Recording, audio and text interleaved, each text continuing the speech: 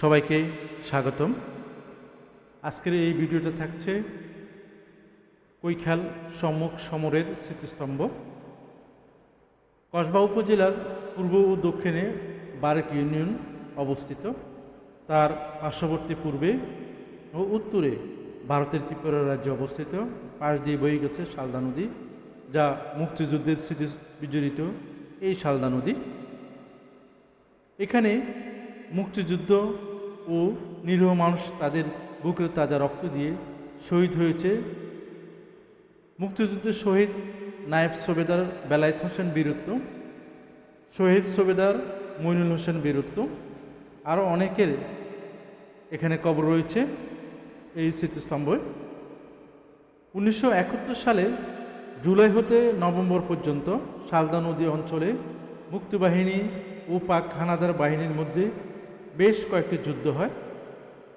8 October 1971 captain Gaffar এর নির্দেশে শালদা নদীর রেল স্টেশন দখল করার জন্য মুক্তিবাহিনী সকাল 9টায় শালদা নদীর পাড়ে পাকিস্তান হানাদার বাহিনীর উপর আক্রমণ শুরু করে।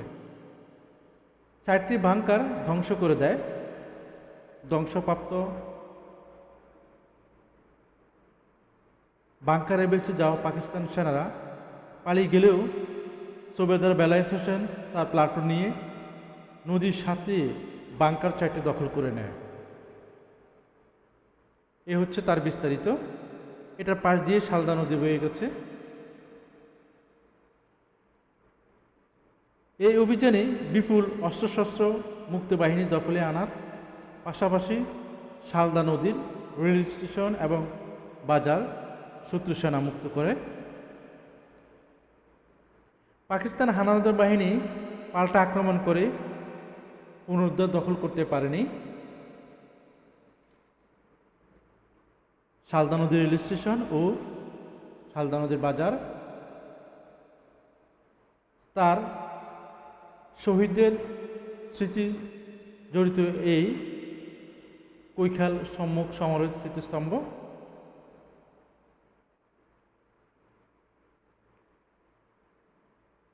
কসবা উপজেলার ত্রিপুরা রাজ্যের পার্শ্ববর্তী হওয়ার কারণে মুক্তিযুদ্ধ ও স্বাধীনতার সময় এই শালদা নদীকে ঘিরেই অনেক যুদ্ধ হয় এবং অনেক মুক্তিযুদ্ধ শহীদ হয়েছিলেন। তার উপর ভিত্তি করে আরেকটি ভিডিও রয়েছে, আরেকটা স্মৃতিসৌধ কেন্দ্র করে। আশা করি ওটাও দেখবেন। যারা আমাদের দেশ স্বাধীন করে দিয়ে গেছে তাদের এই স্মৃতিস্তম্ভ। এ হচ্ছে শালদা নদী, ঠিক পাশ দিয়ে চলে গেছে।